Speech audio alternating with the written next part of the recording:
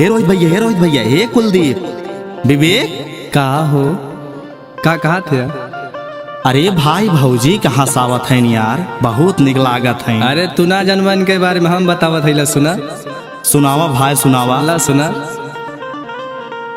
अरे भौजी दाई के आँख में काजल, अपहुआ देख पहिन के छागल, जाली रोज घूमे कादीपुर बाजारिया, जाली रोज घूमे कादीपुर बाजारिया, जाली रोज घूमे कादीपुर बाजारिया, जाली रोज।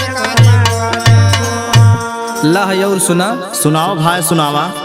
अरे इसनो पाउडर खूब लगावे, आ बेग बगले में लटकावे, अरे मारे लाउंडन के तीर छी नजरिया ना, मारे लाउंडन के तीर छी नजरिया ना, मारे लाउंडन के तीर छी नजरिया ना, नजरिया ना, नजरिया ना, नजरिया ना, मारे लाउंडन के तीर छी नजरिया ना, मारे लाउंडन के तीर छी।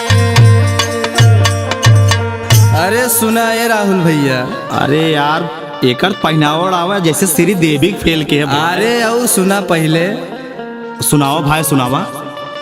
अरे इन करे ऐसन ठाट बाट, अरे इन करे ऐसन ठाट बाट, खाई रोज बिजथुआ में चाट, अमरद कारा थे नरेगा में नौकरिया ना, मरद कारा थे नरेगा में नौकरिया ना, मरद कारा थे नरेगा में नौकरिया ना, मरद कारा थे नरेगा में।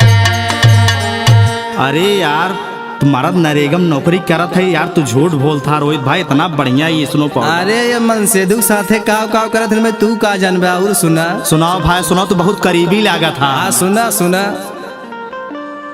आया अपना गद्दा डबल बिछावे, अच्छा आ तकिया गोड़े के लगावे, आ रोज पिया से मिजावे कमरिया ना, रोज पिया से मिलावे कमरिया ना, रोज पिया से मिजावे कमरिया ना, रोज पिया से मिजावे।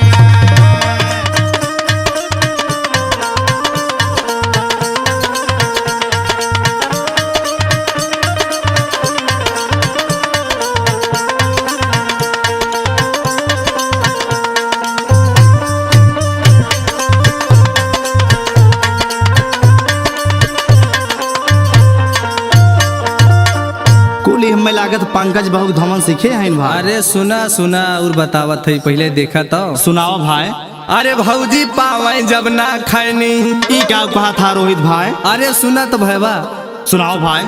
अरे भौजी पावे जब ना खैनी, अरे इनके घेर ले बेचैनी, चाही झोली भर के सूरती सोपारिया ना, चाही झोली भर के सूरती सोपारिया ना, चाही झोली भर के सूरती सोपारिया ना, चाही झोली भर के सोपारिया ना, सोपारिया ना, सोपारिया ना, चाही झोली भर के सूरती सोपारिया ना, चाही झोली भर के सूरती।